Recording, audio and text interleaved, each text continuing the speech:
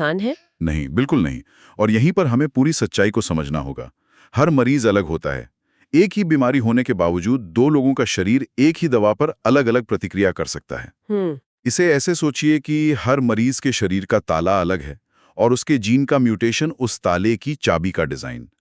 एक ही मास्टर की बनाने की कोशिश करने के बजाय वैज्ञानिक अब हर ताले के लिए एक अलग सटीक चाबी बनाने की कोशिश कर रहे हैं। और इसीलिए इसमें इतना वक्त लगता है। तो यही वजह है कि क्लिनिकल ट्रायल्स इतने धीरे-धीरे और सावधानी से किए जाते हैं। जब हम इन इलाजों के बारे में पढ़ते हैं तो ये सब बहुत सीधा लगता है। हाँ, कि जीन डालो, प्रोटीन बनाओ और ठीक हो जाओ। लेकिन असल में तो ये एक बहुत ही नाजुक प्रक्रिया है। हमारे सोर्स मटेरियल के अनुसार इन ट्रायल्स में कई चीजें जांची जाती हैं। हाँ, इनका उद्देश्य बहुत व्यापक होता है। सबसे पहला सवाल होता है सही डोज का। कितनी मात्रा में थेरेपी देना सबसे असरदार और सुरक्षित है? अच्छा। ये गोल्डीलॉक्स समस्या की तरह है। बहुत कम डोज शायद असर ही ना करें और बहुत ज्यादा डोज इम्यून सिस्टम को भड़का सकता है, जिसके गंभीर परिणाम हो सकते हैं। तो एकदम सही मात्रा ढूंढना बहुत जरूरी है। बिल्कुल। और दूसरा बड़ा सवाल है डिलीवरी मेथड का। मतलब प्रोटीन को शरीर में पहुंचाने का सही तरीका क्या है? ये कैसे काम करता है? ये बहुत पेचीदा है। सबसे आम तरीका है एक बेअसर वायरस का इस्तेमाल करना, जिसे एएवी वेक्टर कहते हैं। सोचिए ये एक पोस्टमैन की तरह है। पोस्टमैन? हाँ, जिसे जेनेटिक कोड का पैकेट दिया जाता है। इस पोस्टमैन का काम है उस पैकेट को सही पते पर, यानी मांसपेशियों की कोशिकाओं के अंदर तक पहुंचाना। सुनने में तो ये बहुत स्मार्ट तरीका लगता है। भी, लेकिन यहाँ एक दिक्कत है। हमारा इम्यून सिस्टम वायरस को पहचानने के लिए बना है, चाहे वो अच्छा हो या बुरा। वो पोस्टमैन की यूनिफॉर्म देखते ही उसे दुश्मन समझ सकता है। अच्छा, तो शरीर पोस्टमैन पर ही हमला कर देता है? कई बार हाँ, और पैकेट मंजिल तक पहुंच ही नहीं पाता। या इससे भी बुरा, शरीर उस वायरस के खिलाफ इतनी मजबूत प्रतिक्रिया देता है कि मरीज की सेहत को खतरा हो सकता है। यानी डिलीवरी की गारंटी नहीं और डिलीवरी बॉय पर हमले का खतरा अलग से है।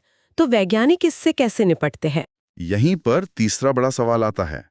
क्या इम्यून सिस्टम को शांत रखने के लिए किसी अतिरिक्त दवा की जरूरत है? इसे इम्यून सप्रेशन कहते हैं। Emmanuel suppression? हाँ, कई बार थेरेपी के साथ साथ कुछ ऐसी दवाएं जैसे स्टेरॉइड्स भी दी जाती हैं जो इम्यून सिस्टम की सक्रियता को थोड़ा कम कर देती हैं, ताकि शरीर नई थेरेपी को और उसके पोस्टमैन को रिजेक्ट ना करे।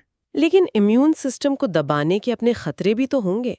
आखिर वो हमें दूसरी बीमारियों से भी तो बचाता है। बिल्कुल। ये एक दोधारी तलवार है। इम्यूनोसप्रेशन से शरीर दूसरे इन्फेक्शंस के प्रति ज्यादा संवेदनशील हो जाता है। इसलिए डॉक्टरों को बहुत बारीकी से यह संतुलन साधना पड़ता है। तो ये पूरी प्रक्रिया एक बहुत ही जटिल पहेली को सुलझाने जैसी है। एकदम सही। विज्ञान का सीधा सा सिद्धांत है, पहले परखो, फिर नतीजों को 100 बार जांचो, और जब पक्का यकीन आ जाए तभी उसे असल में इस्तेमाल करो। इसीलिए जब कोई मरीज या उनका परिवार ऑनलाइन कुछ पढ़कर सवाल पूछता है तो उन्हें अधूरी जानकारी देना खतरनाक हो सकता है। क्योंकि इससे झूठी उम्मीदें जगती हैं। हाँ, और अगर वह उम्मीदें वैज्ञानिक तथ्यों पर आधारित ना हो तो बाद में निराशा ही हाथ लगती है। तो इन सब का निचोड़ क्या है? अगर हम आज की चर्चा को समेटें तो हमने देखा कि डीएमडी और बेकर दोनों बीमारियां डिस्ट्रोफिन से जुड़ी हैं, लेकिन शरीर की प्रतिक्रिया में जमीन आसमान का फर्क है। बिल्कुल। जो मुख्य अंतर है वो है पहचान का। डीएमडी में शरीर डिस्ट्रोफिन को पहचानता ही नहीं और इसलिए किसी भी बाहरी डिस्ट्रोफिन को एक संभावित खतरे के रूप में देखता है। जबकि बेकर में शरीर डिस्ट्रोफिन से पहले से परिचित है, भले ही वो अधूरा ये कमजोर हो। और इसी पहचान की वजह से उसका इम्यून सिस्टम ज्यादा सहनशील हो सकता है और इलाज को स्वीकार करने की संभावना बढ़ जाती है। हाँ, और इसी वजह से बेकर में इम्यून रिजेक्शन का खतरा सैद्धांतिक रूप से कम है। लेकिन हमें ये हमेशा याद रखना होगा कि हर मरीज की अपनी अलग कहानी होती है। उसका जेनेटिक मेकअप अलग होता है, उसका इम्यून सिस्टम अलग तरीके से प्रतिक्रिया करता है। इसीलिए विज्ञान अभी भी हर कदम को बहुत सावधानी से परख कर ही आगे बढ़ रहा है। जैसा कि हमारे नोट्स में बहुत खूबसूरती से कहा गया है, जागरूकता जरूरी है लेकिन झूठी आशा नहीं। सवाल पूछना गलत नहीं है। जिज्ञासा तो विज्ञान की नींव है। बिल्कुल। लेकिन जवाब देते समय जिम्मेदारी बहुत महत्वपूर्ण है। वैज्ञानिकों, डॉक्टरों और जानकारी साझा करने वाले हर व्यक्ति की यह जिम्मेदारी है कि वो तथ्यों को सही संदर्भ में पेश करें। वैज्ञानिक प्रक्रिया है, कोई जादू की छड़ी नहीं।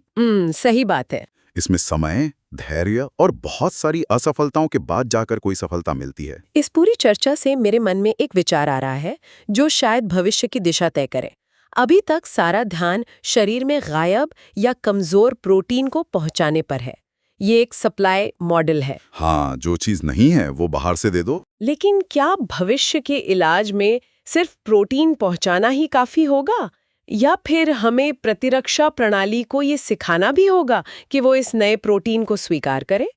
क्या अगला बड़ा कदम बीमारी से लड़ने के साथ-साथ इम्यून टॉलरेंस को प्रेरित करना हो सकता है? ये एक बहुत ही महत्वपूर्ण और आगे की सोच वाला सवाल है।